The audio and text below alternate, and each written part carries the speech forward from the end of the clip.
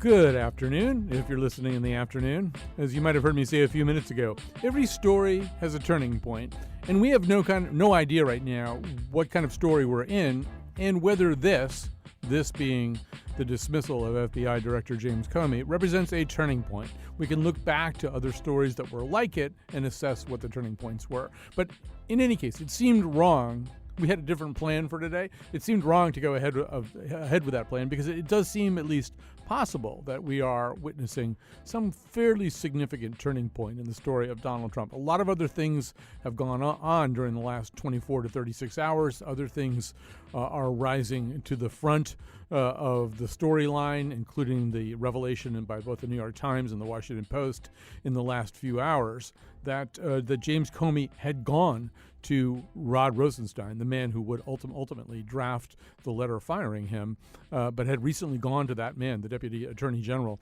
to ask for more resources into the so-called Russia investigation. So, once again, that tends to make one think that there were other reasons besides those cited for the firing of FBI Director James Comey. So let me tell you a little bit about what we'll do here today. Later on in the show, you'll hear writer-at-large Frank Rich from New York Magazine, longtime New York Times columnist before that, and now also executive producer of the sitcom Veep, which seems with each passing day less like fiction and more like a comic imitation of reality. Also joining us later on the show today, U.S. Senator Christopher Murphy. We'll also try to take your phone calls. I know you have questions and observations of your own. Our number, 860-275-7266, 860-275-7266. But we're going to begin with one of the people I first thought of last evening around 5:45 or 6 o'clock, when the push notification popped out on my phone as I was driving to a dinner appointment. I thought about Lowell Weicker, former U.S. Senator who served on the Senate Watergate Committee, also former governor of Connecticut, someone who has lived through at least the experience of seeing a president fire someone who was leading an investigation into his campaign activities. That's one of the things that was Watergate. This may not be a precise parallel, but it's close enough so that we'd want to hear from this man today. So first of all, Lowell Weicker, Senator, Governor, welcome back to our show. Colin, good to talk to you. So I'll ask you the obvious question. I mean, there are many differences between this particular moment in the story of President Donald Trump and the so-called Saturday Night Massacre in the story of Richard Nixon. Are there similarities, though? Are there ways in which this reminds you of the good old days? Days that weren't so good. Yeah. It's too early, Colin. In other words, what we want to know is are facts. Mm-hmm. The facts, in other words, that relate to the Russian connection relative to our elections. Mm-hmm. The facts as to what really brought about the firing of James Comey. I mean, the excuse given was the Hillary Clinton investigation. Well, if that was the case, they could have done it months ago. So it clearly wasn't the reason. There's too much we don't know. And I think the only way we're going to get at the answer is to appoint a special prosecutor. Where do you think that special prosecutor can come from? I mean, it can come from the executive branch and it can come from the legislative branch. But for it to come from the legislative branch, Republicans in Congress have to be troubled enough by this to put democracy ahead of party. So what are your thoughts about that? Well, I think your special prosecutor should come from the private sector. I think that any attempt to politicize the special prosecutor, either by Republicans or by Democrats, is going to be seen as just that by the American public, and won't be accepted. So I think it has to come from the private sector, somebody that everybody realizes has an independent streak and can't be bullied around by either party. But someone has to appoint that special prosecutor. Would it be the Attorney General, or would it be some aspect of Senate or House leadership? I think probably House, Senate leadership. I mean, what's brought us to this point is that we don't have answers. Mm-hmm. And no matter what committee, whether it's at the Senate or the House, is investigating, nobody is going to take their findings as the truth. And what the American public wants is the truth.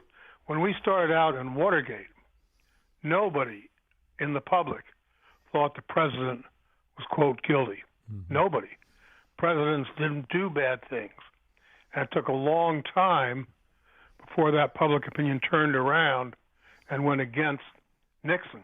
At the beginning of the Watergate, I was roundly booed and given the finger by everybody in Connecticut because they thought that I was on some wild goose chase and was being disrespectful. By the time it ended, I was taken into everybody's bosom as their dearest friend. So what we've got to do now is to really find out what the real facts are. I mean, I find the fact that Comey was fired, and the next day there's a picture of the president with the Russian ambassador. Boy, to me, a picture's worth 1,000 words. I mean, what the hell's going on here? So let's get to the bottom of it. Right. And I don't know whether you're aware of this, but the picture you saw was offered probably to you via TASS, the That's Russian correct. News agency, because the American free press was not welcome at this meeting between Donald Trump and Lavrov and Kislyak. Only the Russian press could be there. And, if you go back to Watergate was accomplished by a bunch of different entities. But ultimately, it was accomplished by a group of people in Congress, including yourself, and the press. And it does seem as though that Donald Trump's self-declared hatred of the press is a part of this story. He, much earlier than Richard Nixon, has decided to label the press openly as an enemy. Does that concern you? Trump's regard of the press? Yeah. Yeah, sure it does. I mean, I think the man is living in a dream world as far as what it is to be president of the United States. That automatically throws you right out there in the free press. Now, the free press is not against the president. You might have a percentage that are, but in the main, the free press is a very wise institution and follows facts. So I think that Trump's hatred of the press is the fact that he has never been scrutinized by the press when he was in the private sector, except as he chose to be scrutinized. When you're president, you don't choose to be scrutinized. You are. So it sounds as though, and I support this sentiment, but it sounds as though right now you're more curious than anything else, that you'd like to know what the rest of this story is. And I guess the question becomes, do we really have the mechanism in this country right now, given the current political constitution of the United States, do we have the will and the mechanism to get to the truth? I think that's the real question. I think you've nailed it. We arrived at the choice of Hillary Clinton or Donald Trump out of 350 million Americans because most of us weren't interested. Mm-hmm. We had forgotten about our duty to vote and to go ahead and make choices. So we were stuck with these two individuals. And now the one that won is coming up in a very unflattering light. Do we have the will to make sure that we have special counsel or special prosecutor? I think the answer has to be yes. You cannot have a foreign power like the Soviet Union involved in any way in our election process. And obviously they were. Let's find out why, and let's find out who invited them to the party. All right, so last question. Are you optimistic? About what? Well, about us. I mean, in other words, one could decide to perceive this moment itself as a constitutional crisis in which a president has taken the act of firing somebody who was, at that moment, leading an investigation into, at minimum, his campaign activities, at maximum, his and his associates' ties to the Russian government. So one could sort of say, wow, we've really hit an incredibly low moment in this cycle. Or if one were more optimistic, one would say, all right, no, this is the beginning of our ability to get the answers. So, well, yeah, go ahead. The difficulty I have with that is that would involve us sort of going from Watergate to Trump to the next scandal as a way of running our government, and it's not. Actually, what I'm looking forward to more than anything else is the midterm election of 2018 to see whether we're going to have a correction in our political lineup. If the American people participate, then all's well. If they don't, we're just going from bad to worse. All right, Lowell Weicker, thank you so much for your time. It is great to have a senator and a governor and a veteran of Watergate, among many other crises, to talk to at a time like this. Thank you, Collins. Good to be with you. All right. So what we're going to do now is take a break. In a little while, Frank Rich will be joining us.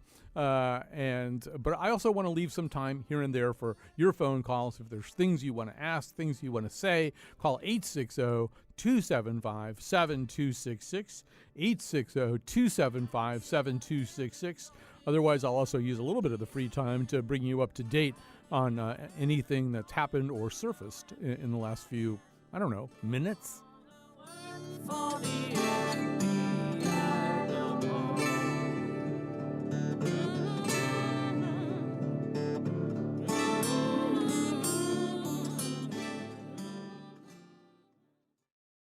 Hi, I just also want to say, this is Colin again, we're doing a special live coverage today of the fallout from the firing of FBI Director James Comey. I also want to just make sure I say a quick thank you to some of the people who decided to help me make this happen. We're a little bit shorthanded today. Katie Tolarski, our executive producer, is under the weather. Kyone Wolf was unavailable to us, but Betsy Kaplan has pulled this show together, as only Betsy Kaplan can. Lydia Brown is joining us for help in the other production room. So I'm lucky to have both of them. We're marching into battle together, and we have a very interesting story in front of us. And I think we have Frank Rich up and ready to go. So if you're just calling in, Tom and Jim, I promise I will try to get to your phone calls, as I will with anybody else who calls in. But we're also very fortunate to have with us Frank Rich, who is a writer at large for New York Magazine and executive producer of Veep. So, Frank, on a day like this, first of all, you must feel as though, once again, the Trump administration is going head-to-head with Veep in terms of trying to produce outlandish and at times comical political theater. Yes, good to talk to you, Colin. Yeah. Yes, I think that's the case, although the Trump version of it is, I don't think it's funny as what we try to come up with on the show. One thing about Veep, I should hasten to add for those who haven't seen it, we don't have a Trump character or a Clinton character or an Obama character. We're sort of an alternative reality version of Washington where, indeed, every politician is craven and interested only in preserving his or her own power and does outrageous things all the time. In the case of Trump, however, with the actual real United States and real Washington, he seems to be determined to plunge us into a constitutional crisis. There are so many little details that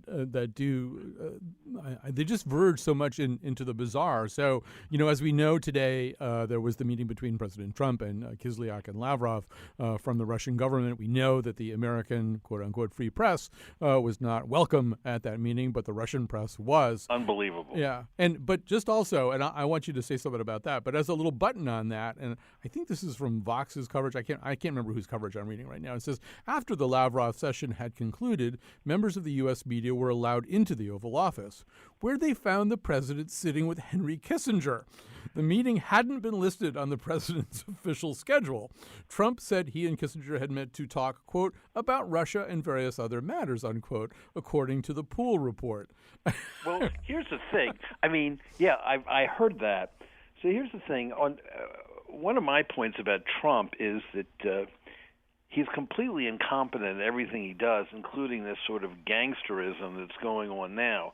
First of all, if you're going to roll out this Comey firing because Comey obviously because Comey was getting somewhere in the investigation of collusion with Russia, why would you do this the night before when the only public event you have scheduled is the meeting with the Russian foreign minister? And then Kissinger piece of it. For heaven's sakes, where's Alexander Haig? He should be dug up too, so we can have all the Watergate reminders we possibly can in one day. It's amazing. I mean, it's astounding. And the one thing I take heart from is that he's so clueless. Obviously, the White House didn't think that anyone would react to this last night. That I don't think he's going to be successful at protecting himself over the long haul, maybe not even the short haul. Right. I was going to ask you about that what's being offered up via lots of sources to lots of legacy media outlets is the claim that, as Trump and his closest Confederates were planning how this was going to go, they didn't really think they needed much of a plan at all, that their working hypothesis was that the Democrats are still mad at Comey over things that happened in 2016. They're mad at Comey about a whole bunch of other stuff. No one is going to complain if this stooge gets sent to the door. And it didn't occur to them that there were tripwires that would be kicked by this. It's such a wild misreading and complete misreading of the political culture in the country and among Democrats that it shows that they're completely isolated because I don't know how they would think that. Sure, Democrats were furious about Comey's handling of the Clinton email server and have continued to be furious about it. And, maybe someone at the White House read a lot of Paul Krugman columns where he said Comey was entirely responsible for the election result, not something I believe. But even if you took that literally, the thought that Democrats and liberals would love to see Comey fired in the midst of everything else that's going on, it shows they're completely out of touch. I mean, and that is good news for those who want justice done, because I think they're going to continue to make other miscalculations. This is not something that can be solved in the White House by bringing in whatever today's equivalent of a David Gergen is, or whatever, some wise, head to sort it all out. They don't know what they're doing. They do not, and I also think the cover-up, which there seems to be, and this is part of, is going to fall apart fairly fast because they're not as good at Nixon and Kissinger and others at doing this kind of stuff.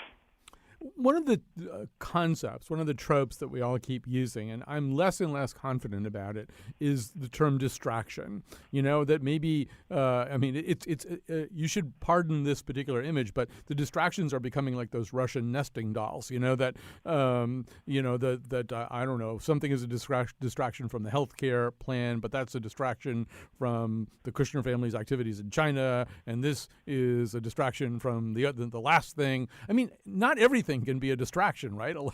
No, I don't think it can be. And by the way, here's one real parallel that keeps coming to mind about Veep. Veep 6 years ago, the very first episode, the pilot of the show, had a moment where Selena, the Julie Louis-Dreyfus incompetent vice president at that time, was caught in a mini scandal. She used the word retard in a public utterance, and it was spreading like wildfire through the media. Her idiotic press secretary, the Sean Spicer of Veep, if you will, said, here's my media strategy. What if Tom Hanks dies? Tom Hanks dies, and everyone will forget about all this. And that was the media strategy. Tom Hanks did not die, and it didn't work. And I think now, as you said, we're seeing these Russian nesting dolls. It's just not going to keep working. And also, there are going to be new stories that are going to have legs and take wing. For instance, just earlier this week, Jared Kushner's sister, in essence, peddling immigration visas to the Chinese in exchange for $500,000 investments in a Kushner family real estate project in Jersey City. This is a whole new character. This Jared Kushner's sister, Nicole Meyer, I think her name is. We're now going to learn a lot about her. That's going to be a whole other story to follow. We're going to learn so much more about all these people, and there are going to be so many stories on top of stories that I think it's going to drown out any tweets or stunts that Trump has to try to distract us. Although, for example, on Tuesday night, federal prosecutors subpoenaed associates of Michael Flynn. They issued grand jury subpoenas trying to find out a little bit more about his associations and where money has or has not gone. And also Tuesday night, the Mark Warner's Senate Intelligence Committee asked the Treasury to look for financial ties between Team Trump and Team Russia. This is using a division of Treasury called the Financial Crimes Enforcement Network. They're the people who really do follow the money. But I guess I sometimes wonder, Frank, about our intellectual bandwidth. You know, the expression drinking from a fire hose is kind of overused these days. But, you know, all of these things become very, very difficult to follow when they exist in such plenitude. There's a way in which Trump in the past has been very good at flooding the zone, and I'm wondering if the zone's getting flooded even more. Maybe so, but I do think that there'll be more headline events like the Comey firing that will focus people's attention on the overall picture, even if they miss a lot of the individual elements. Look, take Flynn, for example. Whatever, you know, the subpoenas and all that notwithstanding and the new developments you cited, this is a guy who does not want to go to prison. Mm-hmm. And clearly Trump is scared of him because even after Flynn was fired or resigned or whatever, they couldn't even get that story straight, Trump has continued to praise him. And to me, it's just a bold effort on Trump's part to try to hush him up. And it probably isn't going to work because this guy is going to be afraid of his legal consequences, and he's already asked for to get a waiver from Congress about testifying and getting immunity, which he wasn't granted. And I think there are just going to be more headline events. We don't know what they are, but even last night, John McCain, speaking before some group, said as much. He said this is just, it's not going to be kept under control. They're going to be more news events, essentially, that are going to rivet people's attention. Yeah, I thought that was a very important thing. You just, Frank Rich, who we're talking to right now, you just had some stuff go up on the New York Magazine website, and I thought that was an important point that you made, that it's easy to lose sight of. Every federal prosecutor I've ever spoken to has said there is no such thing as a true believer once you get them in the room and they're facing charges. You know, G. Gordon Liddy can hold his hand over candles, but by and large, people who are in the position that Michael Flynn is going to be in, and anybody else like that, any co-conspirator, those people will put their mother in the jackpot in 15 seconds to try to get out of the trouble that they're in. And and that's what's going to happen. For instance, the big piece of information from Sally Yates that it's hard to believe this has all happened this week. That there was an 18-day gap between when she notified the White House counsel, who I now think is also in some jeopardy, that Flynn had lied about his dealings with the Russians. The 18 gap between that and forcing him out or wherever they got him out, what happened during those 18 days? Who knew what when? I think people are going to have to lawyer up, and I think they're going to start turning on each other. And firing Comey is frankly not going to have any effect on that.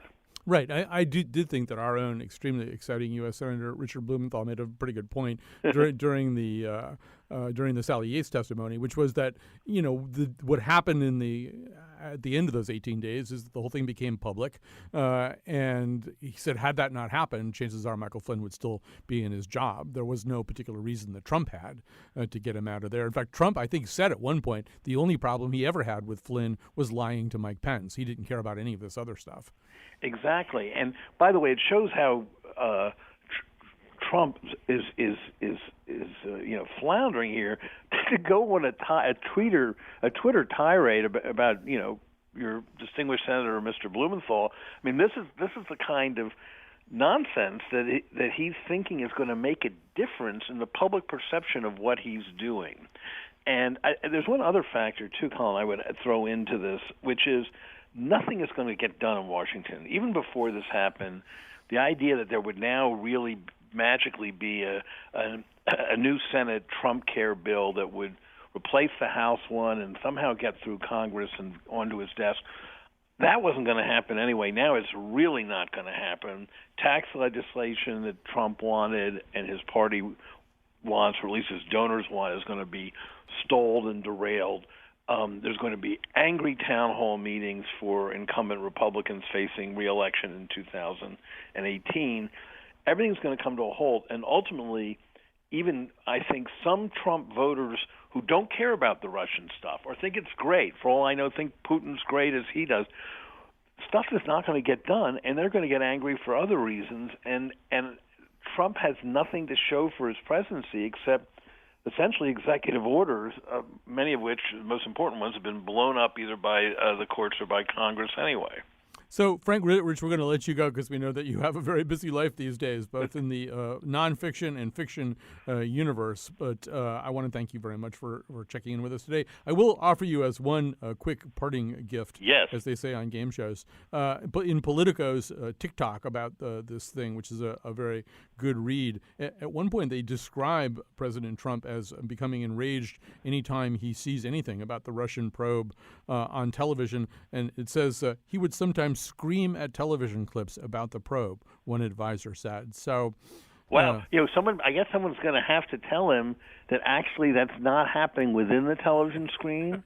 They have to remind him it's actually happening in a studio somewhere, and they're not going to hear him. Right. It wasn't Nixon. I think we found this out in the last Woodward book about Nixon talked to paintings. He would walk him. Yeah, exactly. And so Trump's talking to the animated version of paintings, if you will. Right. Well, that's 2017 for you.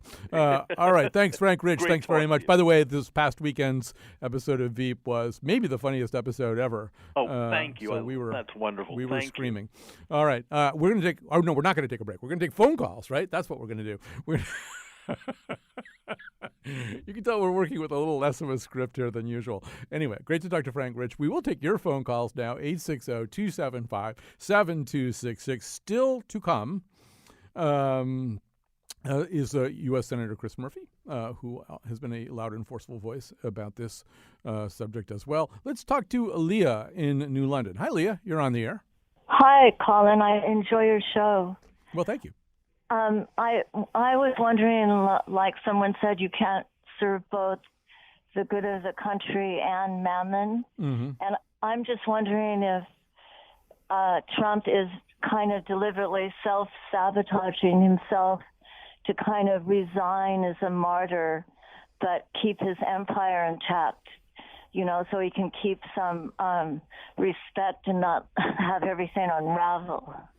This is a very interesting scenario. I'll say this, having covered a number of government crises and having lived through some things that were a little bit like this. Typically, and there's nothing typical about Donald Trump, so any scenario you might want to posit can't be rejected out of hand based on prior experience. Prior experience is a very imperfect teacher in this situation. Typically, what people do in situations like this, if they think they're under siege, if they feel as though the hounds are starting to pursue them, which I think is a reasonable surmise here, typically what they do, and they're sort of wise to do it, is hold their position and press down harder on the trigger of the machine gun. In other words, it's like being in a machine gun nest. You don't want to be overrun by the people coming up the hill, so you just never stop firing. And I've seen a number of public officials who are in a lot of trouble do that. Now, as you say, this guy has a completely different storyline for himself. But in general, if he doesn't want to be overrun, he's probably wise to stay right where he is and just keep firing back for as long as he possibly can. Does that make sense to you? It makes sense, but I just think that it's the most important thing to him is his money and all of his holdings and everything. Right. There certainly came a point, and thank you so much, Aaliyah, calling from New London. There certainly has come a point for Donald Trump where it's clear that the presidency, most presidents monetize their presidencies after they're gone. The Clintons famously left the White House, according to Hillary Clinton, dead broke and now are worth, probably $1 billion if you add up everything. So that's usually how you do it. But Donald Trump is maybe the first president to say, no, actually, my family and I can get rich. We can go from being sort of an arriviste group of rich family members to, if we play our cards right, if we squeeze this lemon in every possible way, something on the order of what the Rockefellers and Carnegies were of old. We can be sort of that rich and that powerful. That clearly is part of the narrative here, and one of the reasons that the Trump business engine just keeps cooking along here, despite the fact that he's also president. However, I'm not sure that's driving his decision-making right now. If it is, he has failed to grasp the situation that he's in. All right, we're going to take a break. We'll have more of your phone calls. We're going to have Chris Murphy. Who knows what else we'll have. Everybody knows that the president lies. Everybody knows that the president lies. Everybody knows that the president lies. Ain't no big surprise.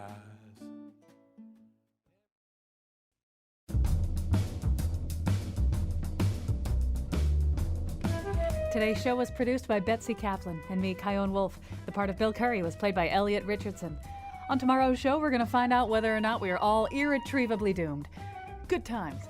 And now, back to Colin. All right. This is our live coverage of the aftermath of the firing of James Comey, FBI director.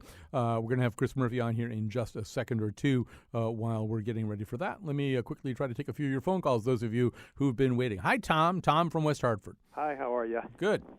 My big question would be, and I guess for Senator Murphy it'd be a good question, what confidence would he have, would you have, would anyone have in Mitch McConnell and Paul Ryan acting in the interest of the country and getting some independent investigations going? Because last night a lot of people on TV, of course, were talking about let's hear from the Republicans. They have to stand up at some point. And I guess my point would be the Republican agenda could get whatever they want with Mike Pence. Why put up with Trump any longer than they have to? Yeah, I mean, my answer to that question would be, and this is, I don't hold myself out as some kind of huge expert in all this. I first of all think that you might need to separate those two guys. McConnell, I think, is going to be one of the last guys to turn out the lights on this. He's in tighter with Donald Trump through his own dealings with Trump, through his wife. My guess is that for McConnell, this is a much harder thing to think about doing, going in that particular direction. But but Ryan is in a slightly different situation. There's doubtless communications going on between Ryan and Reince Priebus, and chief of staff there now. They're both from Wisconsin. Ryan, I mean, talking about them as a unit is what we typically do. I'm not quite sure that that's going to be right this time along. And if there's going to be movement anywhere, it'll be from Ryan. But look, the incentive to do this is low. And the difference between this moment and Watergate is that at the time of Watergate, the Democrats had a majority in each chamber. It was relatively easy, although President Nixon had been extraordinarily popular in the 1972 election. But it was relatively easy, given the fact patterns, for the Democrats to get things going. And then you had people like Lowell Weicker and Howard Baker who fell into line and became very curious and wanting to know what really was happening. It's a little bit different now, but then here's somebody else who would know better. That is U.S. Senator Chris Murphy. He has been very much in the leadership role, asking hard questions about the Trump administration. So first of all, welcome back to our show, Chris Murphy. Thanks for having me. One of the things that has been remarkable about this particular moment is the suddenness of it all. It's very hard to keep a secret in Washington, very hard to keep a secret from the FBI. But it appears that the FBI, Dianne Feinstein, like everybody kind of found out about this around 5:45 yesterday. How is that even possible? Well, it could be possible because the decision was made at the very last minute. It seems as if the paper trail that came out of the Assistant Attorney General's office was created on the day of the firing. That letter to Trump is not dated a week ago. It's dated the day that Comey was let go. And I think the fact that everyone is adjusting to this news in real time, does speak for a need to let people process this. I've already sort of seen the pressure from Democrats that we should hold up all proceedings on the floor starting today because Republicans won't immediately call for a special prosecutor. And I do think it makes some sense to let Republicans process this information, sort of get through what is potentially a cataclysmic moment and make the decision whether they want to continue to use Trump as an instrument to try to get their domestic agenda done or whether this is a moment arrangement where they can have some kind of break and support either a special prosecutor or a continuation, a guarantee of the continuation of the investigation at the FBI. But they may, need to take 24 hours to think through this and think through the consequences of sticking with him. Right. I think, one of your predecessors, Lowell Weicker, was on with us earlier today, and I think he set probably an appropriate tone, at least for the moment. You can start yelling, this is fascism, this is tyranny, this is obstruction of justice on steroids, and you wouldn't necessarily be wrong, but it seems more appropriate right now to evince a lot of curiosity. Like, there's so much that we don't know, and there are some substantial questions about whether we can know these things just following the ordinary paths of investigations the way they'd been unfolding prior to last evening.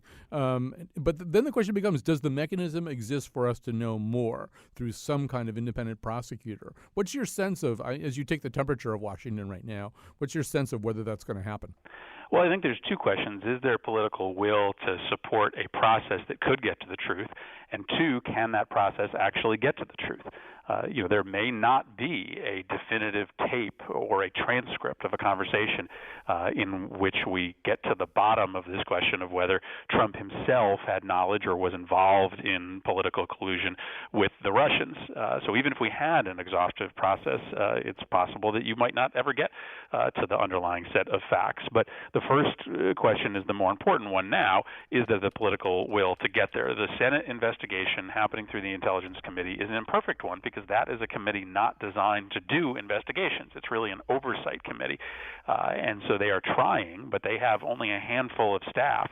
The FBI, we thought, was the most credible way to get this investigation done, which is why many of us are talking to our Republican colleagues to make sure that they will not give support to a new FBI director unless he commits to keep this investigation open and to staff it with whatever resources it needs. So, I think there's a lot of questions that we have to ask about whether the investigation actually has the political will to proceed, but then I don't think you can presuppose, even if that question is answered affirmatively, whether we actually get to the underlying facts. What you just said is very interesting, though, and maybe you could tell us a little bit more about it, how those conversations are going. So, in other words, another way that we could get to the facts would be if the FBI investigation proceeded in a very independent manner. Is that just a matter of picking somebody who's very independent to run the FBI and having everybody at least sort of orally commit to non-interference, or is it more than that? Well, there's a story, from about 2 hours ago on the New York Times, which I believe to be true, that tells a story of Comey going to the White House and to the Attorney General asking for more resources.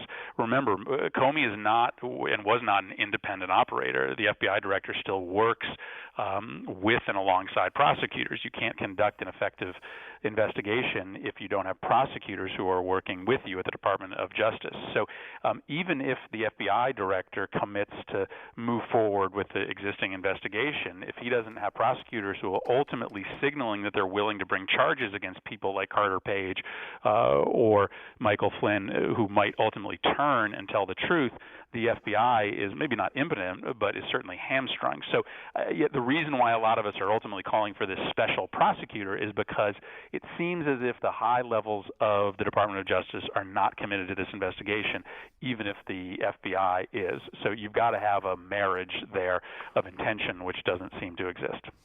How I'm not asking you to name names, but in terms of conversations you might be having, reaching out to Republican colleagues across the aisle, I mean, what's the mood of those conversations? Are Republican senators open to talking about this as an active problem that needs to be redressed somehow?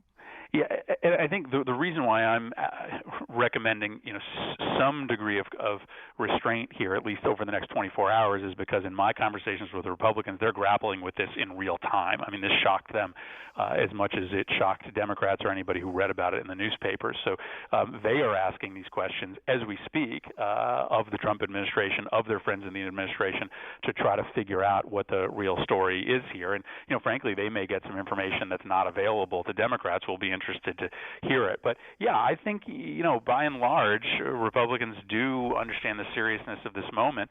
McConnell certainly didn't convey that in his remarks this morning, but I think he's got a cabal of a dozen or more of his members who do understand that we've got to guarantee that this investigation proceeds. So I just think give them 24 hours to figure out if they are going to stonewall this or whether they are going to actually push to open up a special prosecutor's office.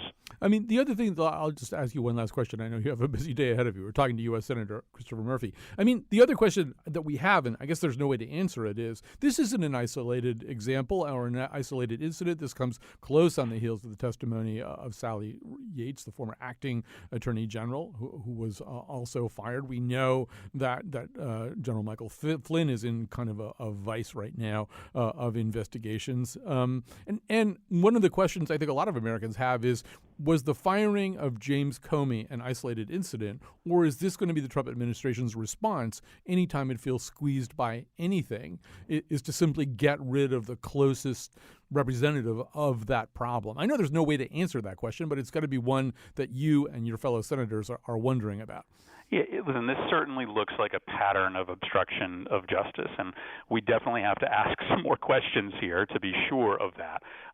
But the conduct is only heading in one direction, which runs commensurate to a set of facts that runs only in one direction, right? The story gets closer to one in which there was actual collusion between the Trump campaign and Russia, and Trump's conduct to try to frustrate that investigation happens in only one direction, all happening under the cover of a president who on many weeks continues to deny that the Russians actually were involved in the U.S. election, despite the fact that the entire intelligence community believes that to be true. So, I think there's always a risk of normalizing the behavior of this administration. Right? We've never been through anything like this, and this week, while bizarre, is in some ways only slightly more bizarre than most of the other weeks that we've gone through over the first 100 days. And we've got to remind the American public that this is not what they should expect when it comes to conduct from the administration. All right, Senator Chris Murphy, we promised your people you'd be out at 1:50. We're on the tick. So thanks so much for joining us today. Thanks, Colin. All right. So we have open seas for the rest of the hour. And so I do want to invite some of you to call in. Some of you have called in. We're unable to hold. Some of you are on hold.